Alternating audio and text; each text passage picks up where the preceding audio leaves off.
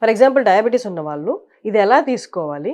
ఇది food రీప్లేస్మెంటా? Exact గా food replacement కాదు, కాకపోతే ఇట్స్ ఎ సప్లిమెంట్, సపోర్టివ్ గా ఉంటుంది. దీన్ని ఒక మెడిసిన్ లాగా కాకుండా మనం దీన్ని డైలీ రెగ్యులర్ గా మనం టీ కాఫీ తీసుకునే వాళ్ళు ఉంటారు కదా డయాబెటీస్ వాళ్ళు, టీ కాఫీని రిప్లేస్ చేసుకొని టీ కాఫీ ప్లేస్ లో ఇది తీసుకోవడం అలవాటు చేసుకోవడం బెటర్.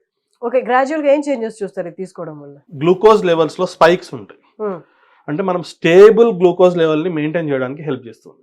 ఓకే, సో 0 to 100 తీసుకున్నప్పుడు లెస్ దెన్ 55 ఉన్న వాటన్నిటిని మనం లో గ్లైసిమిక్ ఇండెక్స్ కింద కన్సిడర్ చేయొచ్చు. సో ఇప్పుడు మనం ఒక స్వీట్ తిన్నాం అనుకోండి, విత్ ఇన్ 2 hours మనది 70 అబోవ్ వెళ్ళిపోతుంది.